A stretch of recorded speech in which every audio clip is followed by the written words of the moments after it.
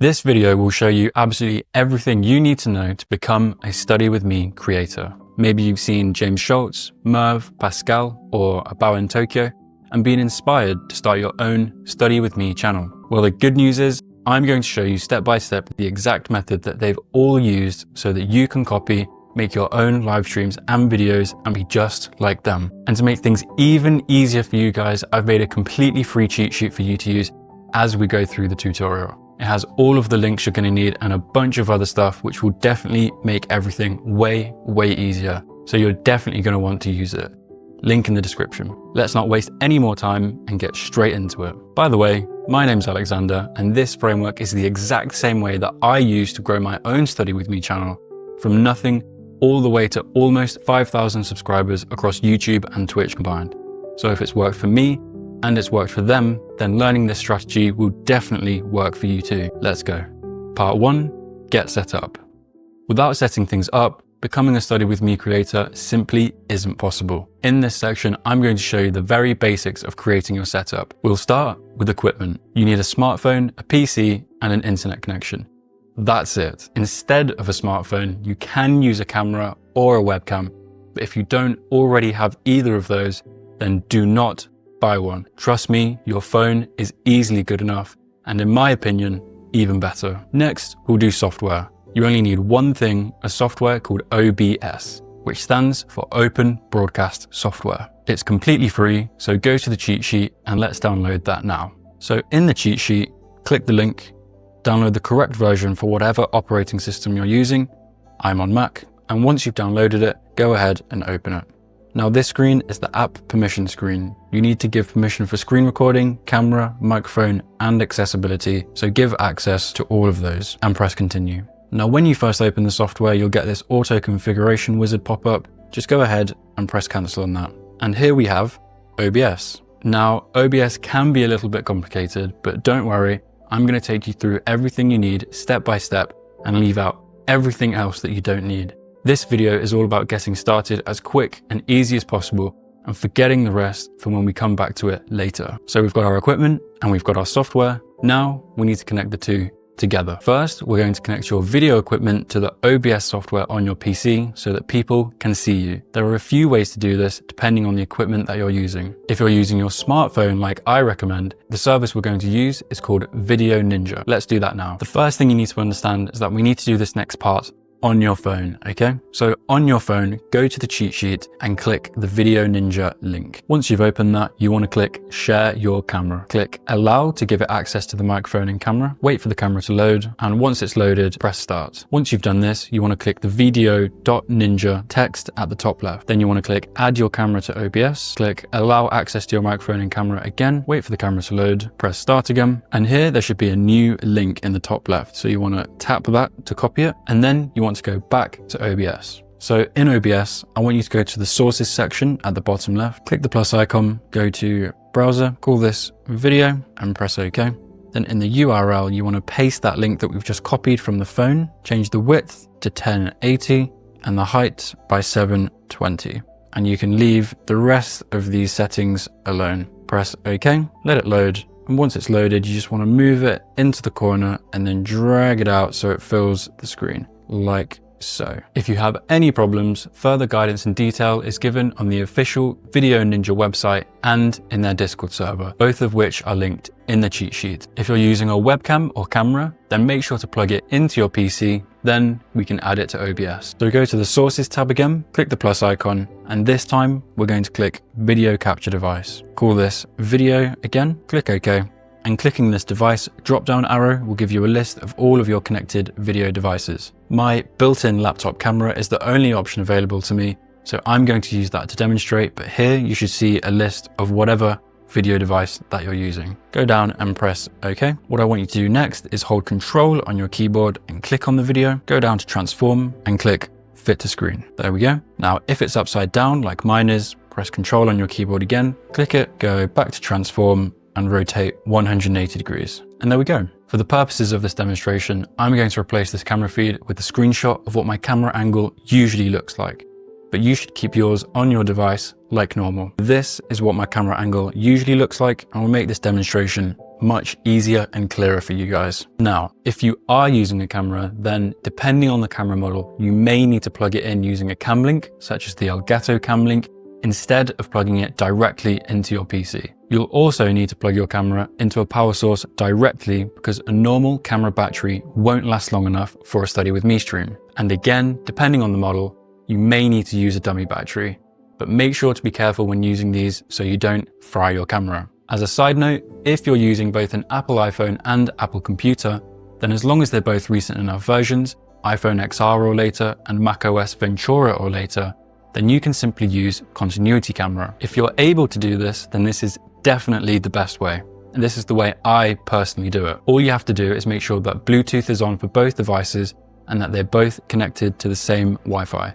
Then, when you select your video device, it should show up in the same drop-down menu as before. Now that we've connected your video equipment so that people can see you, next, we're going to connect your audio equipment so that people can hear you. Now, having a better quality microphone is completely optional, but it is the only piece of equipment that I do actually recommend buying, because sound quality is so much more important than video quality, and it's so cheap. You don't need to, but if you want to, I recommend this Boya microphone. So let's add a microphone to OBS now. So back in OBS, we want to go back to the sources section, click the plus icon, and this time we want to click audio input capture. Call this one microphone and press OK. And just like before, in the devices section, if we click the drop down, it will come up with a list of all of our available audio devices to use. So I'm just going to use my built-in MacBook Air microphone. Press OK, and there's our audio. At this point, you can already press record and start filming, but there's a lot more still to do, so don't do that yet. Instead, let's move on to the next part of the strategy, which is part 2, make it a Study With Me. As we all know, you can't have a proper Study With Me stream without a few important things: a timer, a session counter, and background sounds. First, we'll start with the easiest, a session counter. This allows you and your viewers to keep track of how many sessions you've completed and how many are left. So let's do that now. So go to the sources section again, click the plus icon, and this time we're going to click text. Call this session counter, press OK, and here you have a few customization options, but the main thing we want to change is the font. So click select font. We have more customization options, but the important one is to go to size.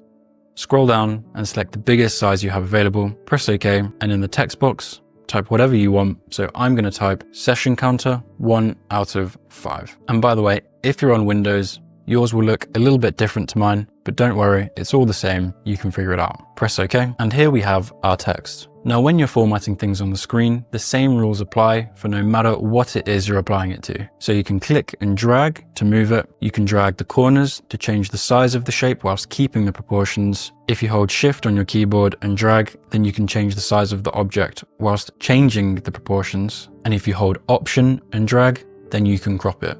Like so. So format yours however you want.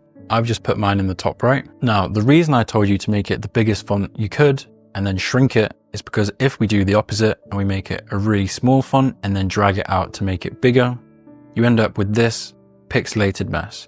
So that's why I said to make it as large as possible and then shrink it, because you end up with this nice, clean text. So after each work session, to change the counter number, all you need to do is double click on the source and change it manually by typing it in and pressing OK. And now you can see that says 2 out of 5. And so you just do that after every work session. If you want to add a background box to help your text stand out, then go to the sources section, click the plus icon, and this time click color source. Call this text background, press OK, select your color, press OK again. And the first thing you want to do is drag this layer beneath the session counter layer. And there we go. Now the counter's popped up. And we can change this as much as we like to get it to the right proportions that we want, like so. Next, we'll add probably the most important thing, a countdown timer. This allows you to show on the screen the amount of time left in the current work session and allows your community to follow a Pomodoro structure of work, which is really popular in the Study With Me niche. Let's do this now. So go to the cheat sheet and click this widget website. Once you're here, you'll see this page that will show what your clock looks like currently. If you scroll down a bit further, then you can see all of these customization options. And if you scroll down even further, then you can see even more text effects. So here you can change the text size, text color, text font. You want to leave the widget width and the widget height because they don't matter. One important thing is you want to choose the time. So however long you're planning for your work sessions to be, type that in there. So my work sessions are 50 minutes.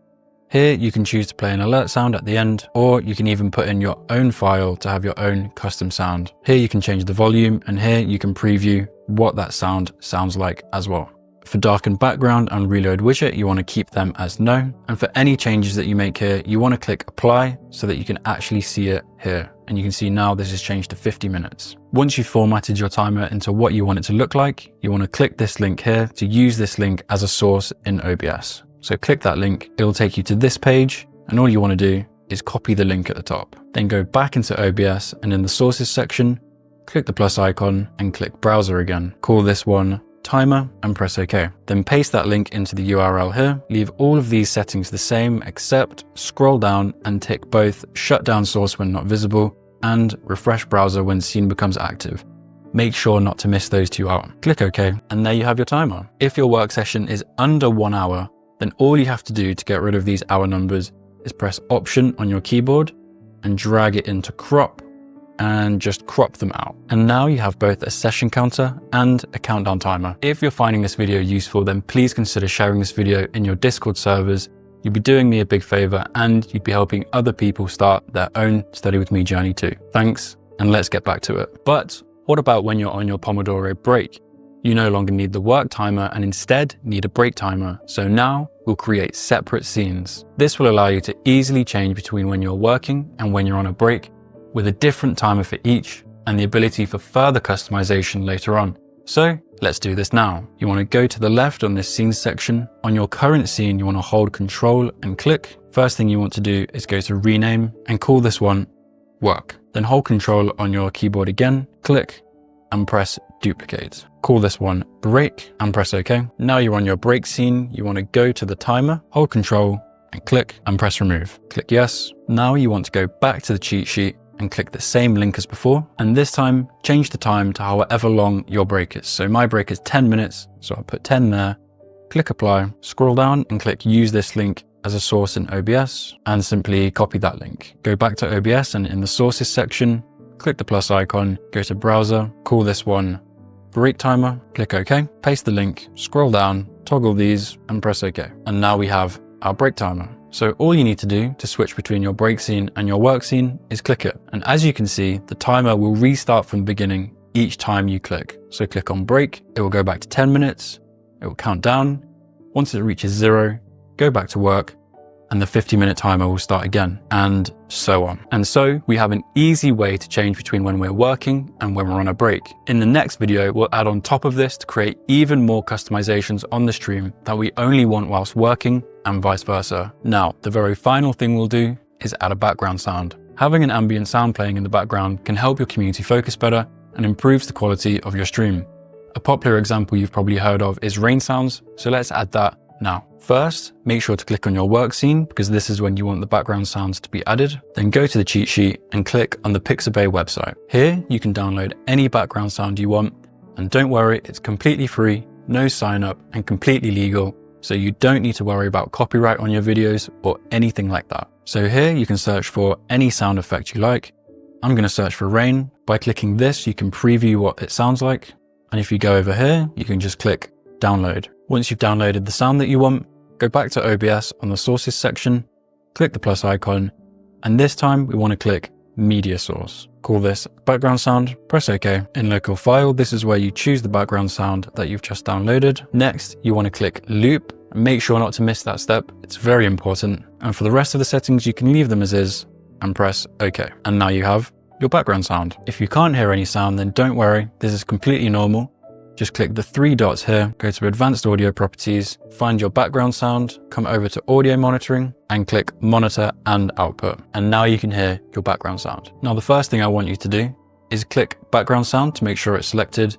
And then I want you to drag this timer to the very end. This way, when it reaches the end, it should go straight back to the beginning and you can hear what the loop sounds like. Now, if you can hear a difference between when it ends and when it starts again, that means you don't have a smooth background audio file. This means that every time it loops, you'll be able to hear when it's looping, and it can be very distracting for your audience. So we're going to fix that now. So go back to the cheat sheet and click on the AudioMass link. As you can see, AudioMass is a free, open source, web-based audio and waveform editor. Press OK, go to File, Load from Computer, and simply upload your background sound. Now what I want you to do is look at the waveform, and you can see here at the start where it slowly fades in, and over here at the end where it slowly fades out. What you want to do is create an audio file that has a completely flat waveform. So simply click and drag over the part of the waveform that looks different, come over here to the scissors and cut. Do the same for the other side, so I'll do it here. I'll click right to the end and click cut again. Now go back to File and Export/Download. Call this Rain Sound and click Export. Now when you go back to OBS, double click on background sound, press Browse, and input the new background sound. Click Open, and that background sound will have changed. Press OK. Now what you've done is entered a new background sound that will have a completely smooth loop, therefore not distracting your audience and creating a nice vibe and ambience for your stream. And now you have a Study With Me setup that's exactly like the top creators you see on YouTube and Twitch. Congratulations. If all you want to do is create Study With Me videos and you don't care about going live, then all you have to do is click record and your PC will start filming. This is what the biggest Study With Me creator in the world, Merv, does. And after a little bit of editing, you can recreate videos exactly like hers and start growing your channel. However, if you specifically want to live stream, which is what I do and what I'm guessing most of you watching will want to do, then continue watching for part 3, Go Live. For the final part of this video, I'm going to teach you how to connect the OBS software on your PC to the streaming platform of your choice. This will allow you to actually go live on YouTube, Twitch, or whatever platform you want. First, you need to actually create the account for said streaming platform. The only reason I'm even bringing this up is because there's something really important to understand if you want to live stream on YouTube specifically. For context, on YouTube, once you've created your account, you do not automatically have the ability to live stream, and instead, you have to request to live stream. You can do this by clicking Create, Go Live, and then instead of seeing this page, you will have a different page that says Request Streaming Access. Once you've clicked that, then after 24 hours, your account should be unlocked and you'll be able to stream. However, if you set your account up incorrectly when you're first creating it, you might encounter the dreaded 50 subscriber streaming restriction, which completely blocks you from going live and can be devastating, putting a stop to your Study With Me channel before it's even begun. To avoid this, you need to create your YouTube account in a specific way. Unfortunately, the explanation is too long for this video, so I'll explain it in part 2 of this How to Be a Study With Me Streamer video series. It's already live on my channel now, and I'll link to it at the end of this video. Assuming you've already watched that and set your account up correctly, all you need to do is log in on your account on OBS. So to do this, go to Settings, click Stream. Under Service, you want to click the drop down and choose whatever streaming platform you're using. I'm going to use YouTube. Here, leave the server the same and click Connect Account. Once you've connected your account, it'll look like this. And all you want to do is click OK. You can go ahead and close down both of these. Then what you need to make sure you do next is go to the top and click Tools. Here, you want to click Auto Configuration Wizard. And once this window is popped up, you want to specify what you're going to use OBS for. You can choose Optimize for streaming, Optimize for recording, or just using the virtual camera. Most of you guys will just want to optimize for streaming, so leave it as it is and click Next. Under Video Settings, you want to leave all these settings the same, so just go straight to Next. And under Stream Information, again, you want to leave everything the same. Make sure both of these boxes are ticked and click Next. Once it's complete, all you want to do is click Apply Settings. And what that's done is it's changed all of the settings on your OBS program to suit them custom to your requirements according to your personal PC and internet connection. So this is really important. Again, I really cannot overstate how important it is to watch the start of the second video before doing either of those steps, to make sure that you've set your YouTube account up correctly. But for now, let's actually go live. If you're streaming to Twitch or any other platform, then simply press go live and this will automatically start streaming on your account. But to go live on YouTube, you again need to take some extra steps. YouTube does like to make things a little bit difficult, so I'll walk you through the process now. Go to YouTube, click create at the top right, press go live, and then click schedule stream. I'm going to click create new just to demonstrate to you how it works. So here you can put in your title. I'm going to leave it as this. Your description, again, I'm just going to leave it as this. How do you want to go live? Leave that as streaming software.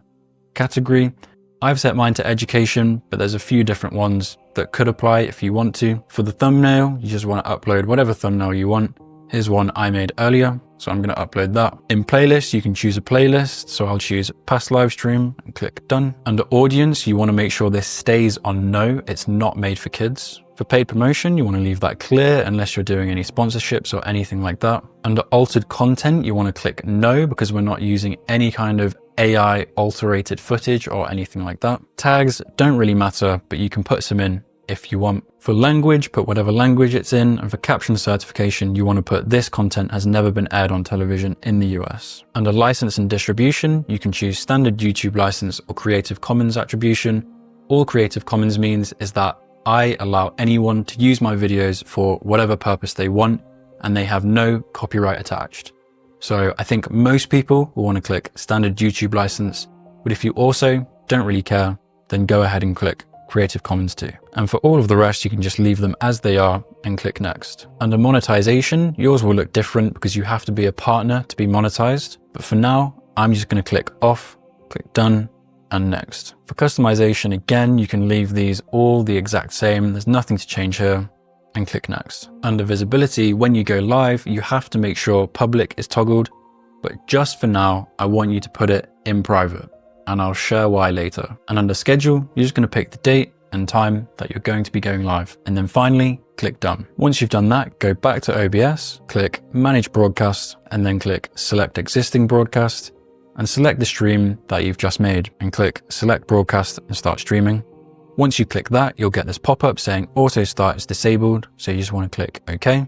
Then go back to YouTube, and after a few seconds, you should see this. Now, all you need to do is for the final time, press go live. And now you can see here that you're live. And yes, you do have to do this every time you go live on YouTube, I know. But now for the first time, you're actually streaming. Congratulations. But we're not quite done. Next, you need to double check things to see how it all looks and sounds and make any tweaks necessary. So here's what I want you to do. So first, make sure that your video is set to private. This way, no one can see the stream whilst you're making any changes and final tweaks and improving it. Unfortunately, if you're on Twitch or any other streaming platform, you don't have an option to do this. So you'll just have to do it in public, but don't worry because no one will be watching it. Next, go back to OBS, click the three dots next to any audio input.